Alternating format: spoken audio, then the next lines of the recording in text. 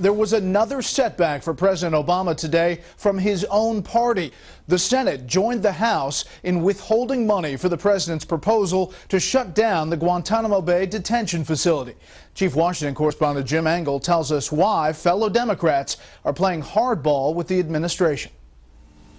As the Senate prepared to vote on supplemental funding for Iraq and Afghanistan, Democratic leaders suddenly retreated rather than get defeated by Republicans and members of their own party who had the votes to block any money for closing Guantanamo Bay or releasing detainees. Democrats under no circumstances will move forward without a comprehensive, responsible plan from the president. We will never allow terrorists to be released into the United States.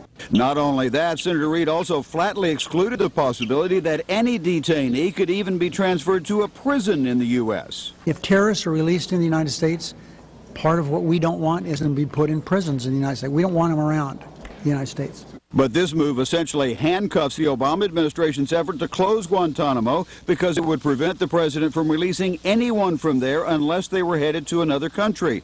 Other nations' unwillingness to accept the detainees was the reason President Bush was never able to close Guantanamo. So if other nations will not accept them and they can't be sent to prisons in the U.S., what could be done with them other than leave them at Guantanamo Bay?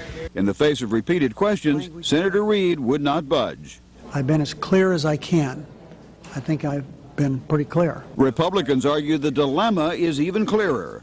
You have to figure out what to do with some 245 detainees, most of whom are pretty bad guys. Their countries won't take them back, and there is no place else to put them. Inhofe notes Guantanamo provides excellent medical care, plentiful legal representation, and secure courtrooms, and notes even Attorney General Eric Holder was impressed with what he found there. Every team that's gone down there, including our current Attorney General, has come back and said they're doing things right. So, under the circumstances, the Republican leader questioned whether closing Guantanamo is a good idea. Because it really has worked very, very well.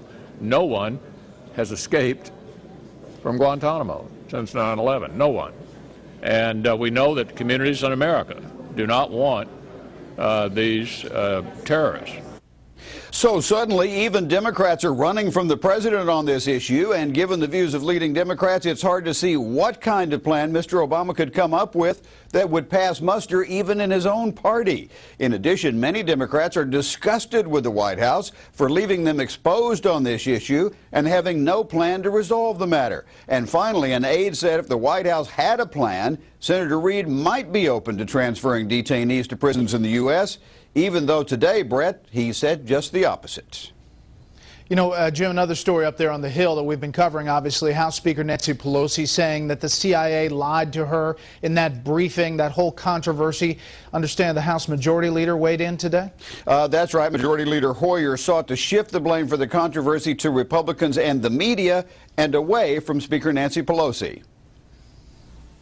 The Republicans want to distract the American public from the real issues. In this particular case, they want to distract them from what the Bush administration did.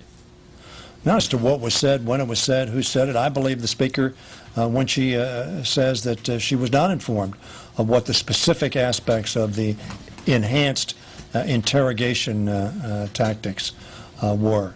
But Speaker Pelosi herself has acknowledged that she was briefed on what the CIA was going to do and raised no objections. Ms. Pelosi got a pat on the back at the White House today, either a vote of confidence or consolation for her recent troubles. Either way, Mr. Hoyer's statement is a valiant effort to blame Republicans and the media for a controversy created entirely by Ms. Pelosi herself, who's repeatedly offered shifting versions of the briefing she got. Though Hoyer argues Republicans are trying to distract from what was done, Ms. Pelosi is trying to distract her liberal critics from focusing on the fact that she made no effort to stop the CIA, even though by her own admission, she knew what they planned to do. Brett? Okay, Jim, we'll see what tomorrow brings. Thanks.